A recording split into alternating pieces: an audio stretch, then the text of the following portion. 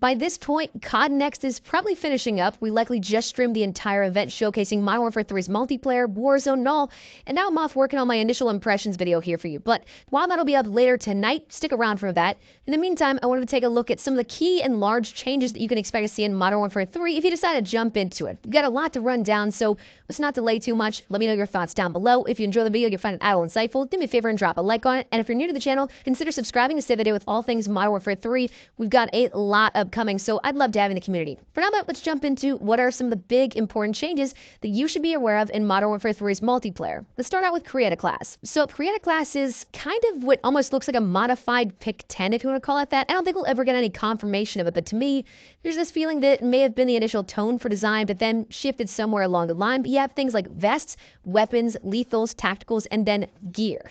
Vests are one of the major departures here from what's different, especially from Modern Warfare 2, but also a more overarching feel as well. Vests, I almost feel like are similar to classes, not entirely, but they set the tone for how your entire build will go for each individual custom class, offering up almost perk-like bonuses to your class as is, to which then you can add in individual gear items or perks, as we'll touch on in a second, to add on top of that. These will, at a top level, give you some attributes for your class, and then from there you can edit how you wish. Some offering more, some offering less. Now, in the beta build here, we have things like the Infantry Vest, which increases tac sprint duration and reduces refresh time. The Engineer Vest, which allows players to spot enemy equipment, field upgrades, and kill streaks through walls while aiming down sights, highlights them for your team, and it grants faster field upgrade recharges. However, it also comes with hidden benefits here, where you can take an additional tactical and gain an additional gear slot at the cost of not having a lethal equipment. Your Gunner Vest, this is something that deploys with max ammo and improves reload speed, but also grants players Overkill, which is 2 primaries at the cost of no ability to adjust your boot category of gear. And then finally, your Demolition Vest allows players to resupply lethal and tactical equipment every 25 seconds, but also grants players 2 times lethals at no real penalty. So you can see what I kind of mean in regards to setting the tone for your overall class or playstyle with each custom class. This is not all of the vests. There were a handful more when I played back in August at Sledgehammer Studio, one of which, the Assassin Vest, was kind of overpowered at that point. It granted you an additional gear option, plus gave you Ghost to the degree that you didn't have to move, whereas you do have to move if you want to use that Ghost TV camo gear that we'll get to in a second. Another major addition here for the Create a Class is the new attachment filtering system. New with Modern Warfare 3's Gunsmith is now the ability to search for specific attachment attributes. Right now, there's no detailed stats in the beta build. That will be there for the main launch, but it will apparently sort based on top to bottom effectiveness for categories that you'd like to see in creating a loadout, making it much easier, in my opinion, if you like hyper focus on one aspect or even just want to iron things out to be evenly built. We have the ability to choose from mobility, recoil control, fire rate, damage, accuracy, range, and handling, and then other things like locked and unlocked attachments, as well as aftermarket parts and those conversion kits. We also see new and returning attachments, touching on attachments slightly. I don't want to go too far into depth with this because there are still a handful, honestly, like dozens and maybe even hundreds of attachments added in with this, because it's the same thing that we see with Modern Warfare 2's weapons, where you have attachments unlocked with every single weapon, and well, it's a whole new game of weapons. Without going too far into depth with this, you can see that there's a ton of these added. There's things like the Slate Reflector and Night Arm Model 2023, those being sort of returning optics from prior Sledgehammer games, but even an ELO sight dubbed the MK23 Reflector, which I'm incredibly happy is back. I missed the ELO sights tremendously.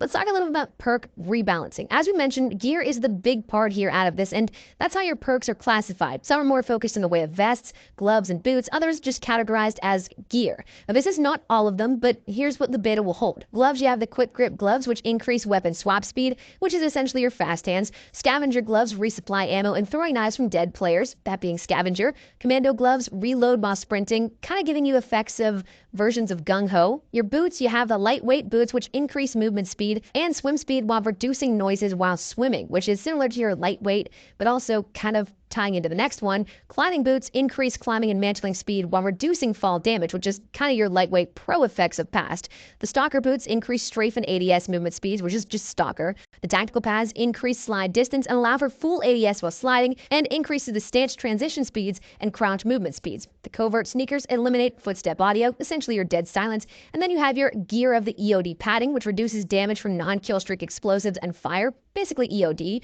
Tac Mask reduces that strength of any flash, flash, stuns, and gas grenades, with immunity to shock, EMP, and snapshot grenades, again, essentially tac mask. Mission control comlink reduces kill streaks by 1 or by a score of 125, essentially your hardline. The bone conduction headset reduces combat noise, allowing improved identification of enemy footsteps and gunshots, which is essentially awareness of prior games. The LR detector warns of hostile laser and radiation sources, and Ghost TV camo, while moving, blocks detection from UAVs and enemy radar sources, as well as heartbeat sensors, essentially your ghost. So again, you can see how it's kind of perks, but just recategorized and re-put into different packaging. But that's how it's going to work here at this. Now, let's talk a little bit about weaponry before we jump into anything else, really. There's a lot of new and returning weapons here. And again, these are not all of the weapons in the full launch of the game, but instead will be there in the beta. For the assault rifles, we have the SVA 545, the MTZ 556, the MCW. I'm going to be honest with you, this was probably one of my favorites to play around with. It was a beast, zero recoil. Then you have the battle rifles of the MTZ 762 and the Bass B. You have the SMGs of the Rival 9 and AMR 9, as well as the Striker.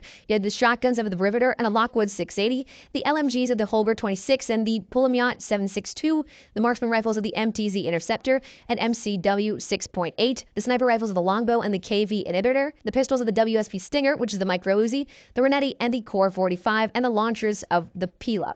Let's talk about some actual gameplay, gear, and equipment mix-ups here at this. Firstly, Battle Rage is now a tactical equipment rather than a field upgrade. You have new items in the tacticals of the EMD grenade, which applies a tracking device to enemies hit, revealing them on your team's minimap. The scatter mine, which throws a field of mines across a wide area that detonates when enemies come within range. Not liking the sound of that one. The lethals, you have the Breacher drone, which is an explosive drone that is automated and goes towards enemies. The Thermobaric grenade was added, which is basically a thermite. Then you have the fuel upgrades of the Comm Scrambler, which disables comms, and enemies won't be able to call in streaks. Enemy UAVs also will not reveal players in that scrambler, giving ghost to that sort of shrouded area. The Med Box deploys a box of medical supplies for your team, and the ACS is the automated computer spike, which captures points and temporarily hacks enemy devices. Now, jumping into multiplayer in particular, not necessarily like out of action combat, naturally, all the gameplay stuff we've touched on since the reveal is in this build. Slide canceling, reload canceling, red dots on the minimap, health increases to 150 at base, dead silence is a perk as we touched on, and much more. That stuff we've already talked about, but let's jump into some stuff that we have not yet talked about. Firstly, map voting here is something we see and will see within the beta, which will allow all players to vote on one of two specific maps that are granted here in that mode you're queuing for.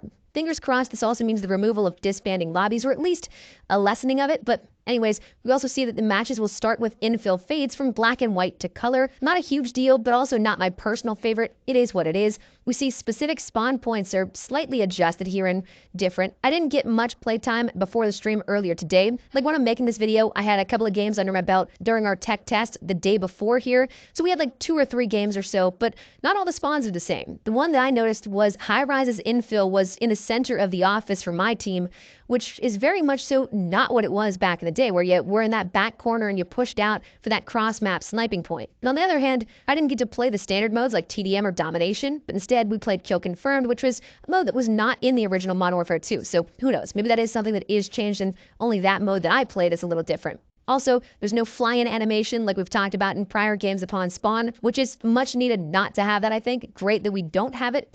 And I don't know really how it fits in here, just kind of talking spawns and throwing it in there. Honestly, I'd like to let it be known that some of the spawns are horrible. So that's going to be something that will be worked out. Those aren't definitive, but yeah, you're going to notice that in the beta. Also, dare I say that audio actually kind of worked? I know that I had a few situations where I straight up perfectly could discern where players were based on their audio, which also makes class selection much more important now. Do you take something that mitigates that audio for your footsteps? Do you take a perk that allows you to hear footsteps? It really comes down to how you want to play it. Now, other things you'll notice are some HUD elements here. The hit markers have changed. You have standard single hit markers, which is a regular body shot. The double white hit marker is a headshot hit marker. Multipliers have changed. You're not going to be granted a guaranteed one-shot headshot kill. So that's something that will give you the notification that you are on target and where you wanted to be. And the double red hit marker is a headshot kill shot. There's yellow XP denominations for items in-game, like XPs and kills and captures of flags. The HUD text is different. This one I'm kind of indifferent on and feeling, but it's also It's an interesting choice. Like, the font seems to be too wide for my liking, but it's also, again, not the end of the world. Streak pop-ups are different in design, as is the icons for the game mode you're playing at the very beginning of the match. Honestly, I kind of like the look of it, as stupid as that sounds. I like the topographic background behind the game icon. I think the blue also accents it pretty well. Same with the field upgrades, whenever it shows that those are ready, that's a different animation, and it's honestly pretty appealing, I think. But anyways, that's some of the gameplay stuff that you'll see. A lot of the gameplay that is different is, again, just the stuff we've talked about already, and you'll actually be able to feel it rather than just hearing me talk about it, which is definitely nice. And finally, the last thing I want to touch on here that is different that I picked up on, of course, is we have different operators, minus Price and Ghost, all new operators. One thing that is interesting is that we have still the generic Spectru and Kortak. Spectru, you have Rocket, Price, and Ghost, as well as Blueprint and Jabber. And then Kortak has Thirst, Doc, Warden, and Makarov, as well as Blaze. But anyways, those are the big changes that I picked up on here as of our tech test and our first hands-on experience. Very well possible I could think of a few more things here. Again, this is before COD Next is even happening as of me recording this, so that's going to be like 2 to 3 hours of actual game time streaming it that we can absolutely probably pick up on, and we'll keep you in the loop with everything. But anyways, that is the first of our coverage here for Modern Warfare 3's multiplayer. Let me hear your thoughts down below. Again, stick around here on the channel. Got a lot to say in regards to my personal feedback, my personal thoughts, my personal opinions on the game, but wanted to fill you guys in with an immediate look in at multiplayer on the video side of things here if you missed the live stream earlier or whatever the case may be. But wanted to fill you guys in. Let me know your thoughts down below. If you enjoyed the video, you'll find it at all insightful. Do me a favor and drop a like on it. And if you're new to the channel, consider subscribing so that with all things Modern Warfare 3. We have so much upcoming here that you guys will not want to miss. So make sure you stay in here on the channel. But for now, thanks so much for watching.